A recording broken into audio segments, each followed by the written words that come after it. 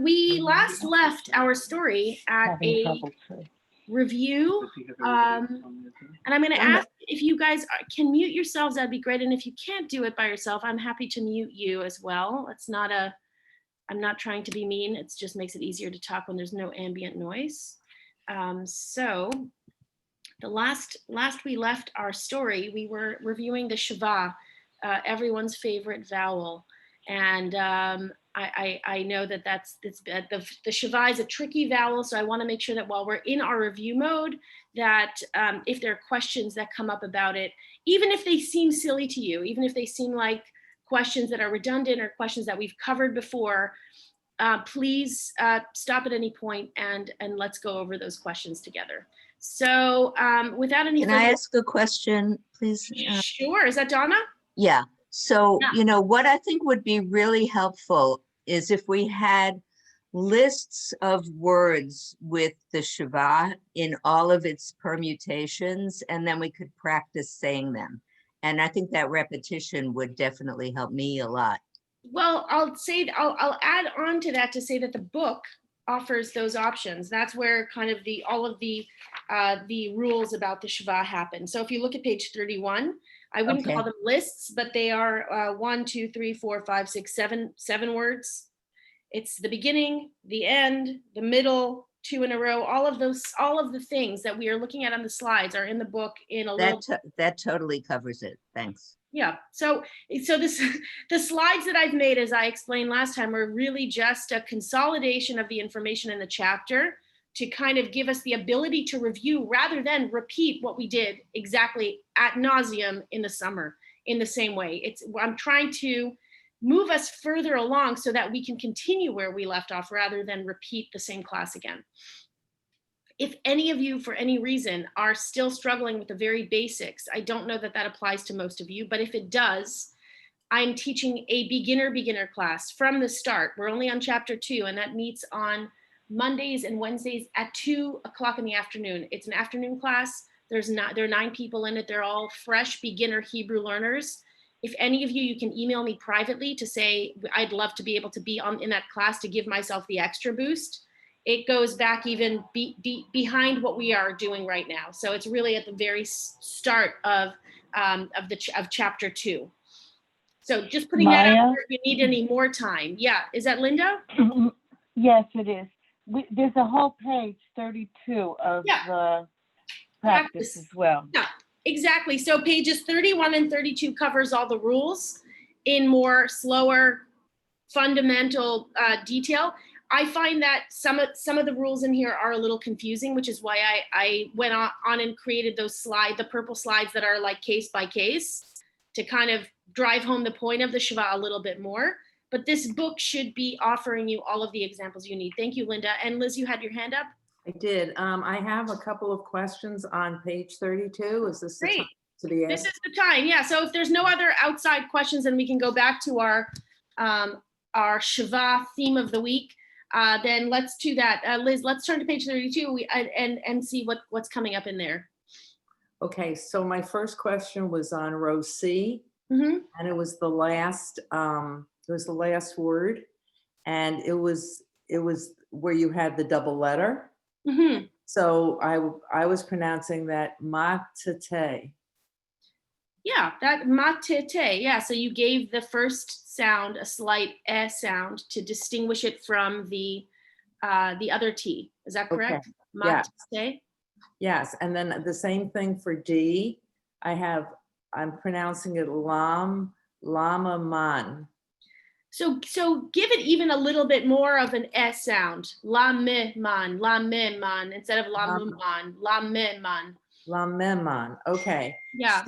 So my question then becomes on, those were certainly my questions, but on F, line F, the middle word, the third word in. Yep. Looked to me like maybe the syllables changed, and that I was gonna say shemamta.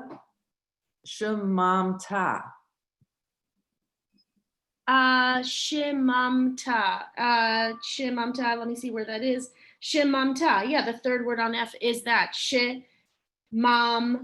So we said that the issue was that, you know, if the vowel, if that shava vowel comes at the first sound, that's where it's the issue. Okay, that's At just. the second sound, right? So we'll repeat that again. So it doesn't. The logic behind it, you read that properly. The third word on F, she, mum, ta. So we have a mum. The ma and then the m are not a problem because we have a consonant, vowel, consonant. It's the problem when we've got that shava sound, which is kind of a non or a weak vowel sound, preceding a vowel sound that is a strong sound, as in ma-te-te. So that first shava, I'm looking at C, the last word on C, that was your first example, ma-te-te. Usually I would blend mat-te. In the rule of blending in the middle of a word, it would be logically mat and then te, correct? Right.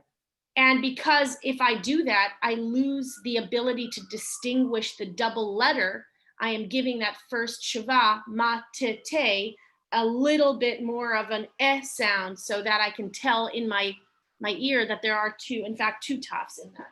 Okay, thank you. Yeah, you're welcome. Francine, did you have a question? Fran, rather. I know your name is, anyway. Yeah, hi. Could you repeat the information about that beginner's class? Oh, yeah, the beginner's class is, we did a restart of beginner Alef. There was an overflow. Ron is teaching it, but there were too many people in the class. So I took on a second section of the class. And that Great. is meeting on Mondays from 2 o'clock to 3 o'clock, Mondays and Wednesdays. Perfect, thank you. So you're welcome to continue taking every class offered. Sorry about the sign. And to sign up, I just go Send a into message the, to Jesse. Yeah, send a message, Okay. to Jay Katz at CBST to sign up for it. You're all welcome to join that class as well. It's a lovely group. It's a small group of 9 people. None of them have very much Hebrew background, so it's really starting from scratch as well. thank you. You're welcome. Okay, so any other questions? Sue, yes, Sue, and then Ari, yeah. Mute, you're muted. Sue, unmute. Yes. Sorry, just to hammer it in a little more, like on line F, or the fourth word, it would, you know, it would be show memo. That's it.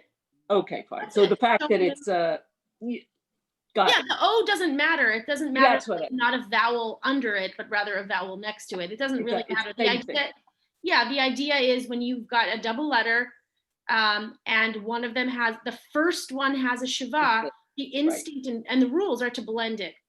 And in this case, if you blend it, you lose the sound. Yeah.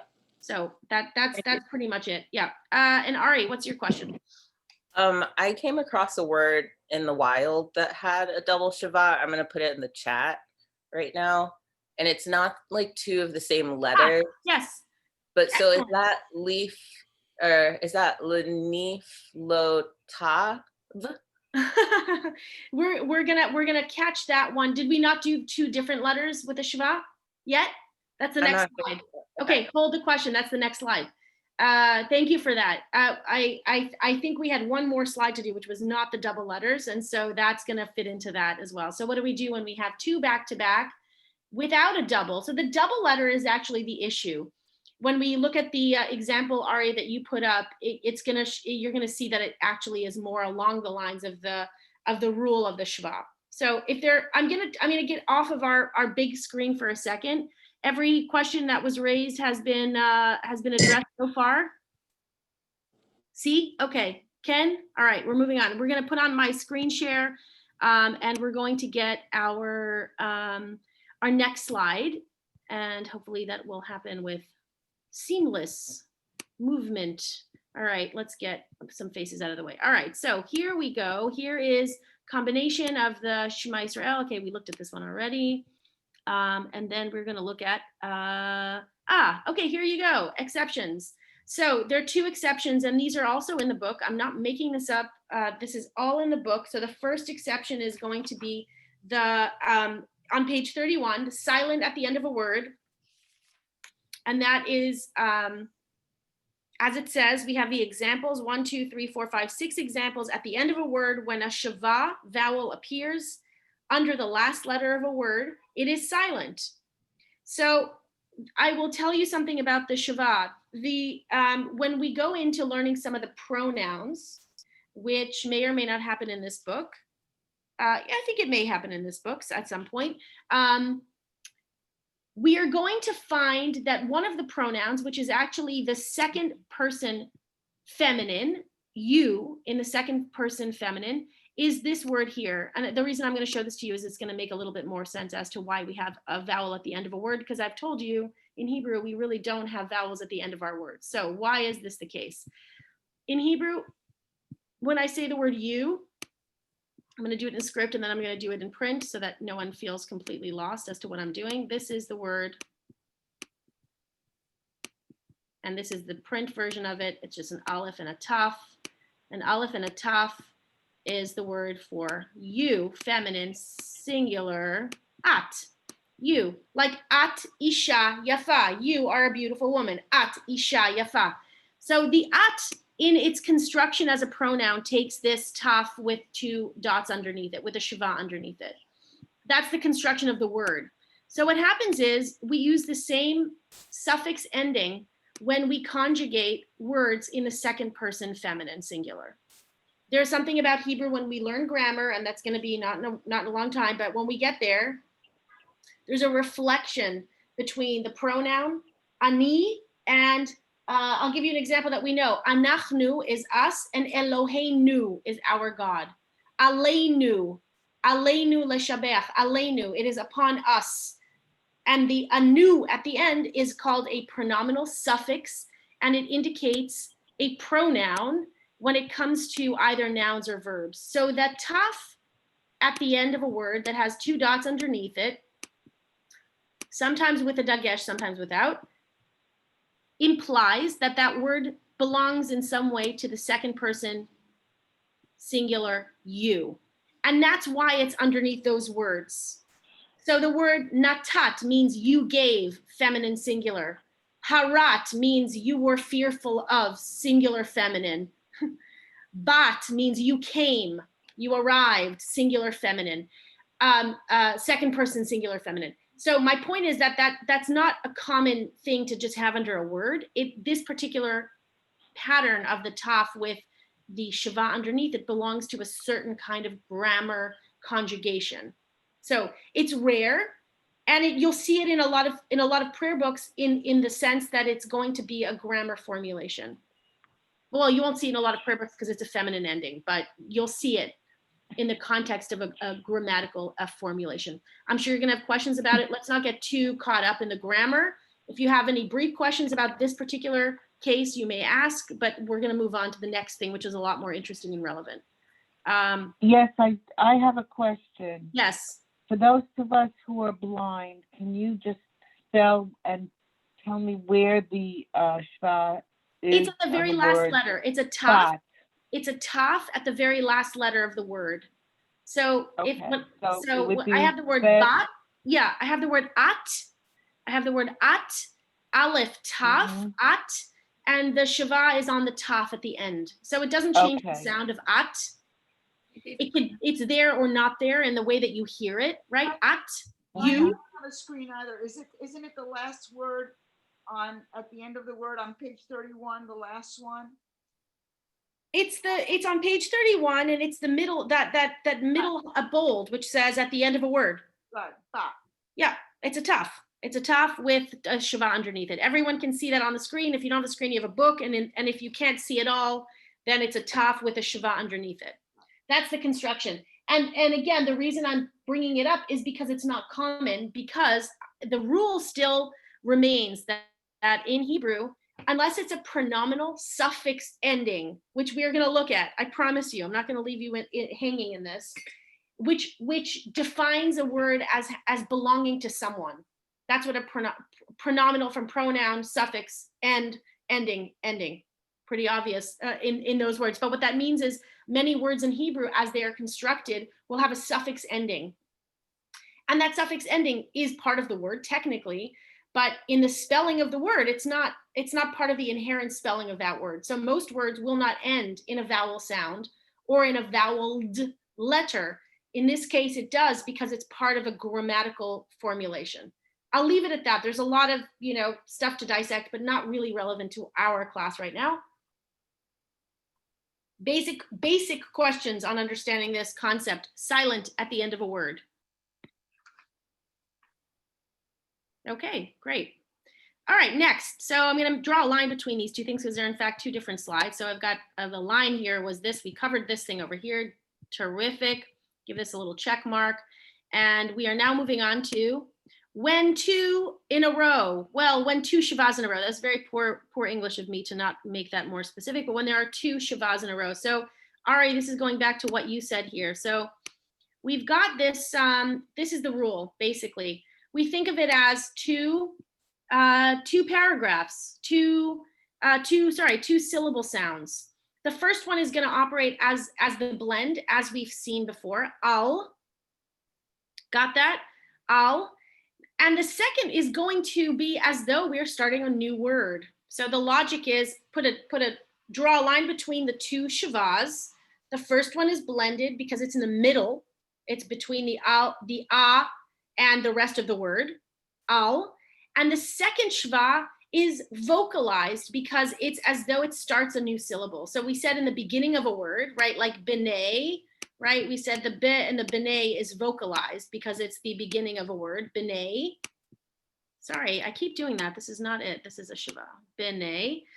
And this is going to be vocalized as in the menot. So I have one part of it that's the al, blend preceding the letter with the shava, and then vocalize the second one, menot. So Ari, in your example, and now I'm no longer on the chat, but you're basically going to say, what was it, nifleotecha, nifleotav? Yeah. Right. So if I'm going to see if my text box decides to cooperate with me today. I think it's the nifleotav. Yeah. Okay, so let's try this. My text box is not cooperating with me today. Sorry. So I'm going to have to do my ridiculous handwriting again. But nif, right. So I have nifle. So I've got my nun. My nun is my nif. So I'm going to do this in script because it's easier and you can follow along. Nif. So the second one is going to be a le, ot. Okay. So the concept here is I have the first part is my blend. Nif. This is blended as it was before, no change in that rule. Nif, blend. And then this is going to be the start of a new word. So this guy here is going to be a le. Nif, leot. That's how it works. Think of them as kind of having a wall separation. The task of the one is still in the middle. The task of the other is a slight as though it's beginning a new sound. And that is here, if you look at the middle of page 32, again, it says in the middle of a word. So let's take a look at that because I think there's two examples. Okay, very clear. It says the same thing I just said, except for with fewer colors. It says, when two shavas appear side by side in the middle of a word, the first shava is silent. So AKA silent meaning blended. And the second is pronounced with a short sound. So who wants to try that? I know, I see what they did. Not very clear, but the first, if you look at the examples on page 31, the first word, can someone read the first two words? Ari, why don't you try it since you brought up the question? Okay. The first two on 31. Yeah, yes, on the second to last Hebrew line. Okay. Tal. Yep. And mero. Exactly. So, and then look at the third word. Tash. No, the third word. So you did the first two and now do the third one. Tal mero. Okay, so what they did in the book, which I didn't notice until now, quite honestly, is that they took the first two are actually a division of that third word. So that third word is tal mero, and what they did was they split it into two. So the first part of it is the tal, the second part of it is the mero, and then they stuck it all together to say tal mero. Do you see what they did in the book? It could have been clearer, it could have been a little bit clearer, but we get the point. So basically the idea of this line in between, if we go back on the screen and we look at this example of al menot, what they did in the book was that they separated the word al and they separated the word menot to prove or to show that you're reading it as though it's almost two words. In fact, those examples, thank you, Ari, those examples are showing us that we're reading the word as the first sound is silent / blended. The second sound is a slight eh sound. So if we look at the last example on that same line, can someone try to read that one for me? And this with the same logic, that preceding that last word are two parts of that word. Liz, you want to try it? Sure. Sure. Tash. Oh. Tash Lemay. Yeah, exactly. And then so we've got Tash, we have Lemay, and then the last one is the combination of that same word stuck together, which is pronounced exactly the same way as it would if you divided the word in half. Yeah. Okay, is that clear? I mean, it's visually, I think you can imagine how that works. And that hopefully should be a little bit easier to pronounce. You'll see these words. This isn't one of those situations where we're learning something that's completely off in some like field where we're never going to visit it. We'll see these things. So it's good to have that, the idea of how to do it. And then at some point you'll have the option here. Let's flip to page 32 again. And we can look at the last line. That line I has a few of those words. So maybe what I'll do actually to make this easier so that we can also make sure to do some new stuff today, I'm going to read out the line I as slowly as possible. And you guys in your own muted way will also read it to yourselves. And we'll see whether we match. If anyone is reading it not the way it sounds, we'll stop and we'll talk about why that is. So I am going to just read the whole row, beginning with El Bash. And if you can mute yourselves, that would be really helpful so that there's no ambient noise. That would be great. Thank you. All right. El Bash, Nal Besh, Nal Besho, Tal Beshay, Tal Besho. So I'm giving it an eh sound enough that we can hear it. I mean, I'm exaggerating it slightly only so that you can see how it sounds. And there's nothing wrong with giving it an eh sound rather than an sound. Doesn't really make a difference in the grand scheme of reading the Hebrew. I would err on the eh rather than the kind of like muted sound if you're really concerned about whether you're pronouncing it correctly. So any questions about that? Did anyone read that or hear that as being different than the way they read it on their own? Mia, could you just read the last two words again? Yep. Tal Beshay. Tal Besho. So the first sound I'm blending tal. I'm blending that lamed is the silent shiva, right? The blended or the silent tal beshe, tal besho. The second shiva is vocalized as an S sound. Does that help? I mean, insofar Yes, as thank you. help. Yep. All right. Thank you. Okay, so other than that, if we go back to this chapter, let's just make sure we covered all the things in this chapter. This was chapter 4. So we did Shva, and then we talked about letters are also numbers. Oh, this was a fun class we did. We talked about how letters also function as numbers. And this, I believe, is on page, if we continue, on page 38. This was a memorable class in my recollection. So this was about talking about letters as numbers. And this was, I sent you guys lots of charts about that because we had a whole class about how to, I think this was around Tisha B'Av. If my memory serves me, I feel like we did this class around the 9th of Av. Maybe I'm incorrect, I don't remember. But we talked about how we use the representation of letters. Well, they're not representation. I mean, I guess they're letters that operate as numbers. And who remembers, and I don't have this written out so that we can kind of maybe jog our memories back. When do we use this system of, Dean, you got your hand up real fast. So tell us, what do you remember from what we did on this? Well, it's sometimes done like on like monuments or on grave sites. To indicate what on the gravesite specifically? Yeah, yeah. Yeah. You could think about it. You're okay. So Dean, you started us off on the right foot. All right.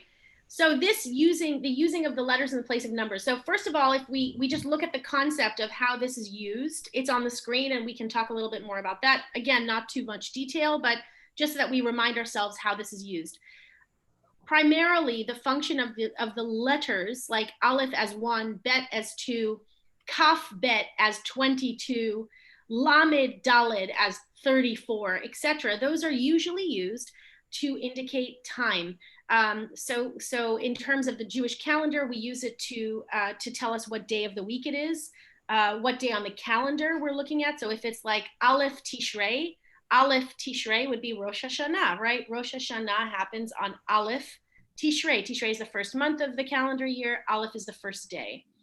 On gravestones, we use the Hebrew letters to indicate the dates, the yurtzeit dates. So we usually, as Jews, we mark death and we mark the day of someone's passing, their yurtzeit. The time, the year zeit, right? Zeit is time, year zeit. I don't know what the year means. It sounds redundant to me, but I'm sure it's Yiddish. Zeit I know is time of death in the Hebrew calendar. So that date is usually on the tombstone. The Hebrew date is what's put on the stone of when someone passes, as well as the year. And we talked about how in our Jewish calendar, we count the year begins at 5,000 at this point, at least until it turns at some point, when we're all long gone. And so we indicate our Jewish year with letters as well. Usually the Tafshin is the combination, Tafshin Nun, Tafshin Pei, etc. So I think we're at 5780, 5781. 5781 was our new year this year. And that's indicated with a combination of the letters Tafshin. So this guy here, I can just highlight them. So in case we need to get a little more Taf is the number 400. Shin is 300. Pei is 80 and 1. Tafshin Pei Aleph is the year that we are presently in our Jewish calendar. And what's interesting is we're not using, some people say 5781. But more traditionally, it is to use the letters to represent those, the calendar. The other thing we learned about using these letters is that when we do use the letters to represent time or numbers, we don't write it out as a word. It doesn't have any vowels, but rather we use it as the combination of letters. So I'll say Taf, Shin, Pei, and I'll put a little quotation mark thing, and I'll do Aleph. Taf, Shin, Pei, Aleph, 57. Sorry, the 57, the 5,000 part we said was not written. That's implied because for 5,000 years, we don't have to really change the thousands. There's no real way to write 5,000 is a very high number. And so it's an implied. So the Shin Pei Aleph is basically the 5 is in parentheses. And then we've got 781. Does that make sense? And if it doesn't make sense, it's okay too. You can look this up on Wiki. This is not a concept that I made up in any way. This idea of gematria, letters in place of numbers. So we said it's dates on the calendar. It's dates on a tombstone. In Israel, they'll count the days of the week using numbers. In school, they'll say Yom Aleph, so day 1, Yom Bet. So this is like Sunday, Monday, Tuesday, Wednesday, etc. That's one way of counting. Although there's also names like Sunday, Monday, Tuesday also have names, but regardless. How else do we use this? Did we say anyone else remember? Think about Torah or sacred text. How is this used in Torah text or in citing a book from the Tanakh? If we're citing a verse from the 5 books of the Torah or from the prophets, the writings, etc., and even the Talmud, we use these letters to indicate chapters and verses. So we had a couple of slides which I didn't include in this because I figured this was going to just be a roundup. If you open any book, any Tanakh, I don't have one on my desk right now, but if you open up a book of Torah and there's Hebrew, not just the English side, but the Hebrew side will always have the chapters and the lines indicated by the letters rather than the numbers. Donna. Do you understand, or could, could you explain to us about Kabbalah and how they use Cool. numbers? No, Sorry. no, I can't. I don't know anything about Kabbalah, quite Okay. honestly. All right, will I'll say Google it. no. Yeah, I will say no. I mean, the only thing I can say about Kabbalah is like in terms of gematria. So this idea of gematria, which is actually, I think, a Greek word. It's not a Hebrew word. What it is basically a value of a word. So yes, I can explain the general idea in a mystical kind of way. The Kabbalists introduced this idea that every word also has a value, like a numerical value. So if I look at a word such as Moshe, so I'm looking at Moses, right? So where's my mem? Here's my mem is 40. My shin, we said, was 300, and my hey is 5. So what number do I have that represents the name of Moses? Should be fairly easy. Just do the counting. 345. 345. Thank you, mathematicians out there. 345. We've got, this is Moshe. So 345 represents Moses, represents his numerical value. So in a Kabbalistic way, or in some Torah commentaries, and this is also kind of in that same vein of the spiritual, beyond the text connection, some of the Torah commentators would look at the name Moshe and say his value is 345, which is the same value as, and this is, I'm making this up, but if it worked, that would be amazing, as the word tzedek. So this is not going to work already, but here's tze, here is daled, and here is kuf. So if we added up the words for tzedek, we would have, that is absolutely not the same as 345. But the idea is that you can find parallels in certain words. Simon, I'll get to you in a second. We can find parallels in certain words and then have this idea of, that the name of Moses is equivalent to the name of X, which means, that's the Kabbalistic part of it. It's not only in Torah, but I feel like the concept of this value system can then be used to give multiple meanings beyond kind of the base. If that's like a very brief way of explaining how that works in text study. Simon. I wanted to know when this whole system got started, because it's similar to, say, the Roman numeral kind of thing that was supplanted by the Arabic numerals. So when did this get started? Sorry about the siren. I'm not really sure when it began.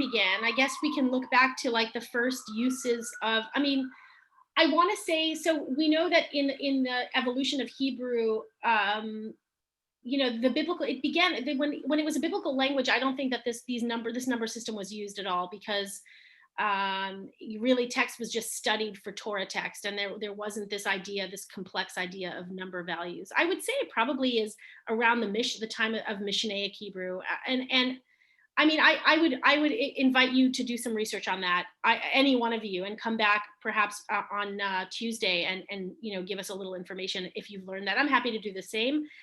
Simon, I don't have the actual number dates in front of me, so I'm not really sure, and I'm just really pulling this out of my own, compilation of the knowledge that I do have.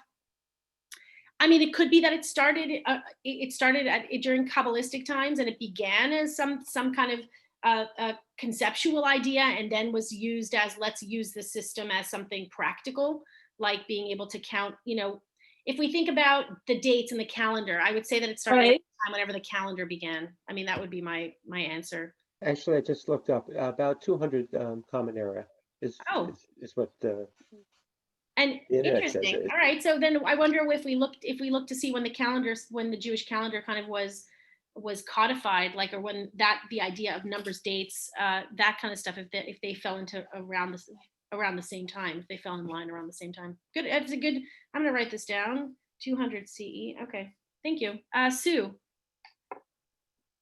Yeah. I just wanted to. So last year, 5780 would have been like you said, top shin, and then you'd use the 80, the pay. Yep. And then if it were like the 15th, it would be Alef Hey. Is that right? The 15th would be, no, 15 is going to be 10. So it's Yud. It's not Yud Hey. Pause there. The Yud Hey was one of our issues that we had. Oh. Technically speaking, we're going to create larger numbers by taking the tens, the 10, 20, 30, 40, 50, etc., and adding the single units to it. So in the issue of here, this is a problem that we have with creating numbers, and that is, God forbid, Right. we create the name of God by using a combination of the letters Yud Hey and Vav Hey. I know it sounds ridiculous, and it kind of is like a little bit, right? But so what we do in place of that, and if anyone remembers, this was kind of one of those things that was like, oh, that's kind of a genius thing. What we did instead was we skip over the numbers 15 and 16 when we're going through the order of Yud. So we go like Yud Aleph, Yud Bet, Yud Gimel, Yud Dalet. Then we go, whoa, pause. We can't do Yud Hey. We can't do Yud Vav. What do we do instead? Oh, We go to tet. We take the tet, and then in order to create 15 and 16, what can you add to make 15 and 16? Oh. Yeah, okay. So Yeah, it's not even tet in place of the yud, it's the tet as the value 9. Correct. It's the value. Yeah. So then a lot of the numbers are basically, it's if you like numbers, it's a really kind of fun thing to play around with, because it's not necessarily, sometimes it's the addition of the numbers, sometimes it's the numbers side by side. Well, it's always the addition at the end of the day. They always has to add up to the value. Right. So in the case of counting, and this is on a calendar, and I think I remember showing you guys a slide, and I can send this to you again if you want to look at it for the second time. But look in your inboxes from last summer. And for those of you who were not here last summer, I'm happy to send it again to the class. But we had a section of a calendar that I took from a screenshot of an Israeli book that had a page of a calendar, and all the dates where it starts with Aleph, but it goes through 20. The Jewish calendar, the Hebrew calendar, has either 29 or 30 days rather than 30 or 31, because it's a lunar calendar. We'll get to that another time. So all of the dates on the calendar either end in Kaf Tet, so Kaf Tet or Lamed. Those are the last days of the calendar, the last days of the month. So if you look at a calendar, you'll see basically the numbers going from 1 to 30 or 1 to 29, and you can follow those numbers. And you see when you get to the number 15, all of a sudden there's like a change from all of the Yuds, Yud Aleph, Yud Bet, Yud Gimel, Yud Dalet. All of a sudden there's a switch, and it goes Tet Vav, Tet Zayin, and then goes back to Yud Chet, Yud Tet, and Kaf. And that's like a common thing. If there's in Israel, even if you're secular, I mean, it doesn't matter. That's basically the way it's done, because of the name of God. And how many ways can you think about, the intersection of religion and the secular, days of the week? God fits into that as well. We find a place for God in everything, even in counting numbers. I'll send you those slides if you guys want to. I'm happy to. It's really no big deal to send them again, so you can take a look at all those examples. Plus, there will be in a slide of that, the same idea of a text, a Torah text that shows you a chapter and then the verses. And in a Hebrew language Tanakh and a Hebrew language Bible, you're going to find the chapters and the verses listed as letters and not as numbers. So the chapter headings, and you get better at it once you see it. Sherry, question. And then yes, this is just a minor thing. On watches, I've seen watches that have Hebrew letters instead of numbers. Yeah, I think that's more of a playful thing. I don't know if that's like if in Israel they have letters instead of numbers. I think nowadays, it's like the sundial, or like Simon was saying, the kind of Roman numerals. Like, it's possible that it's more of an aesthetic thing. There's definitely no, from what I remember, there's no, Hebrew watches that are like, we count with, it's Aleph o'clock. That definitely doesn't work. When you count time, you count it in numbers. Okay. Yeah, but that's an excellent question. Who else had there? Oh, Lori, yes. Lori, but there are words for numbers 1, like there's a word for number 7, right? Yeah. Okay, so two separate things. So I'll take Simon. Your example was kind of interesting with Roman numerals, and I think that this came up the first time we looked at this idea of the gematria of the letters. Yes, there is a word. There are words for numbers, and this is going to get a little bit hairy, but bear with me for a second. So we know this from the Shema Yisrael, right? What is the number for 1? Or if we remember, even if you don't know how to write it, do you remember how to say the number 1 in Hebrew? Echad. Echad. Shema Yisrael, Adonai Eloheinu, Adonai Echad. Right. So Echad is the number 1. That was terrible. Aleph, Chet, Dalet is the number one. I'm not going to write it all out right now because it's not really worth the time that we're going to take to go through all the numbers. Yes, so the number one is Echad. In Hebrew, because it is a gendered language, and then we know that numbers are also adjectives, there are also two forms of the number. So I can say Echad is my masculine form and Achat is my feminine form. So if I'm saying I have one dress, and the word for dress happens to be feminine, it's the word simla, it ends with an ah sound. So if I'm saying I have yeshli simla achat, so echad is masculine, achat is feminine as an adjective. That's one part of numbers. The other part of numbers is if I'm counting, and this is the same thing I would say in English, if I'm saying first, second, third, fourth, that's another, there are words for that as well, having nothing to do with the alphabet. Those are, those are numerical concepts. And of course, there's science and math and other secular subjects that revolve around numbers, and those are not these guys. These are not those guys. When we're talking about science, we're talking about math and math and concepts of numbers. We don't really deal with the Aleph Bet numerical system. This is more, if you think about it, it operates on a system that has either something to do with holidays, with ritual, with birth and death, with text study, with this idea of the concept of values of words, which is a very kind of Kabbalistic or more heady spiritual way of looking at words.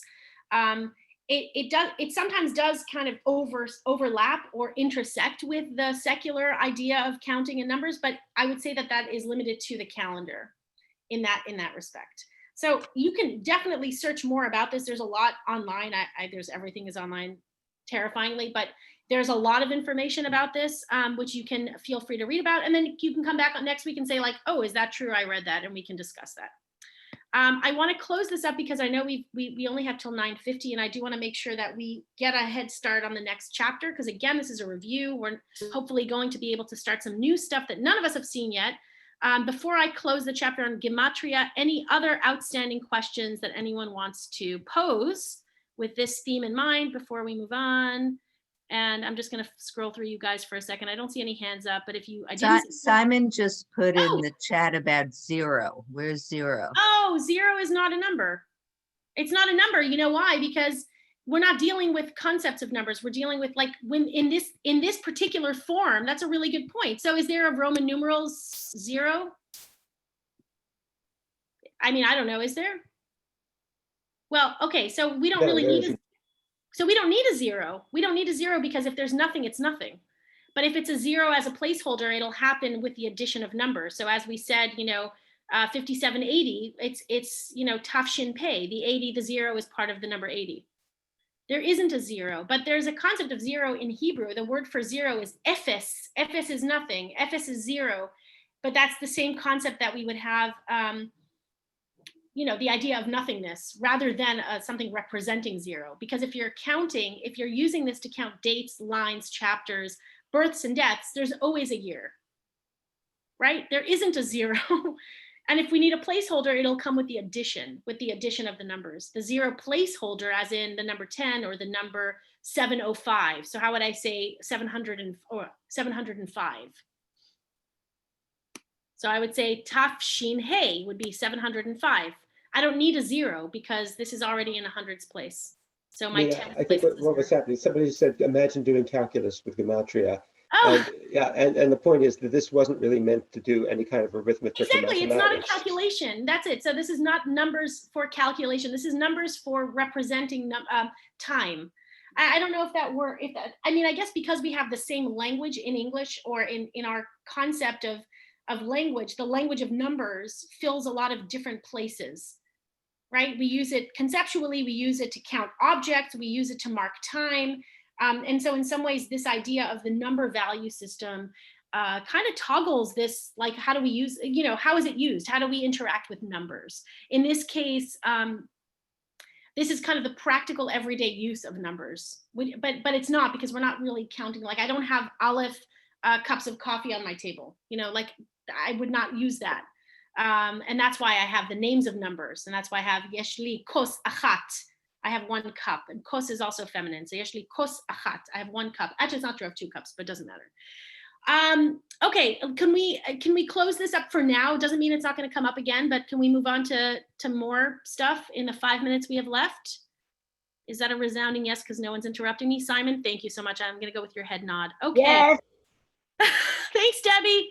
All right, so we're moving on. Let's move on to we're now on chapter 5. So chapter 5 begins on page 39.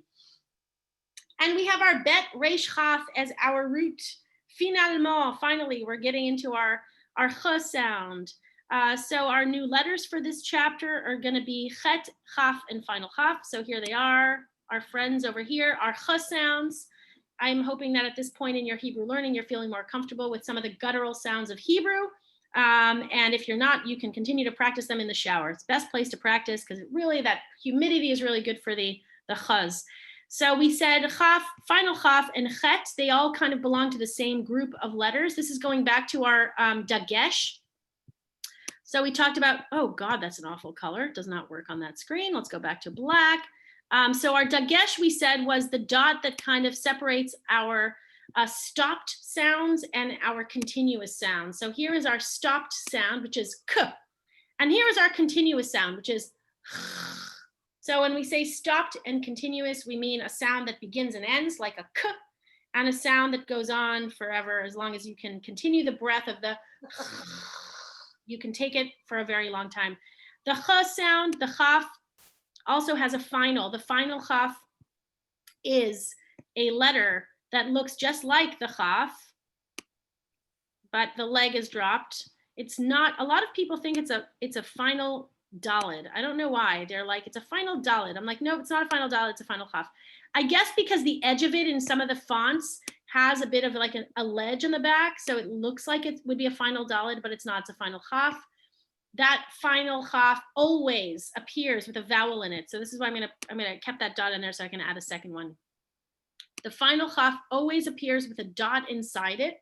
And this goes back to, I'm just gonna flip us about that dot. Does it say in here about the dot? Please, God. No. It does on page 49. Flip to page 49. So while I have you guys wrapped in my last words, the 3 minutes that we have left, the final chaf will always have a vowel inside it. And this goes back to what I said just earlier today about the taf. I said that when words end with a taf, with a shva underneath it, 99.99% of the time, they have to do with the second person feminine you as an ending, a suffix ending.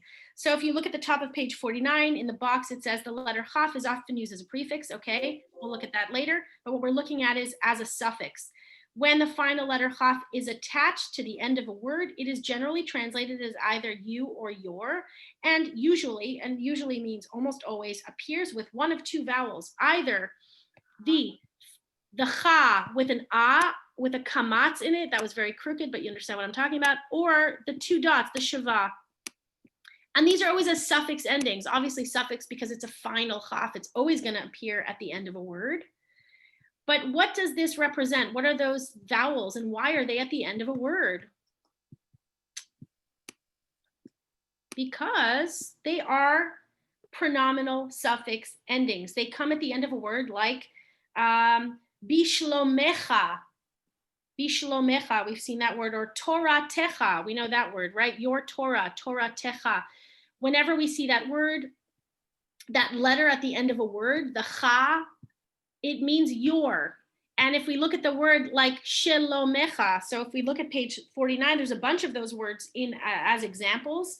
Shilomecha, that's a really great one for us. We know the word shalom, right? She, lo, me. Oh my gosh, shilomecha. Here's the cha, that's what I'm looking for. Shilomecha. Shilomecha, your peace. If there's a question in the chat directed at me, just ask me because I can't look at the chat at this very moment. We have 1 minute left. So basically the suffix endings, we are going to look at a little bit more closely. I had today for us to look at a page to identify those, but we're just going to do that next week because I don't want to push the class beyond, and I want to go at the pace that makes sense for us. So we're going to pause here with 1 minute to go. I'm just going to stop the screen share, and if you have any questions, we can take one question.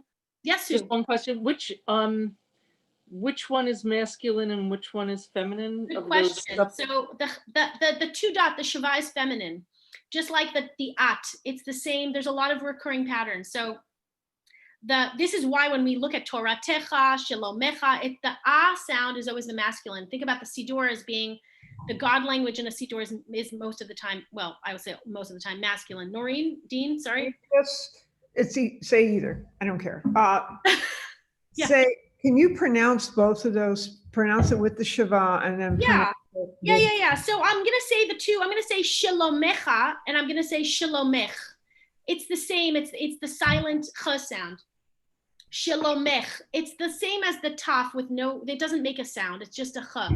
But it's there in order to show us that it is a suffix ending. In the same way that the Shiva under the taf that we saw earlier is to demonstrate to us that this is part of a pronominal ending. But Does that when make there's sense? ah sound, that gets pronounced. Ha. Yeah, yeah, yeah, it absolutely does. It's as though we have the vowel underneath a chaf. Shalomecha, Torah techa, libecha, your heart. Look at a Siddur, it'll pop right out into your face. And even in the Psalms, I imagine, I don't know where you guys are at with the Psalms, but look for the cha ending. We did this last year too, to look for those pronominal endings. Cha. Once Yeah, again, I know you guys have to go. So I'll see you guys. Have a wonderful weekend. Shabbat shalom. See you on Tuesday. Happy birthday, Annika.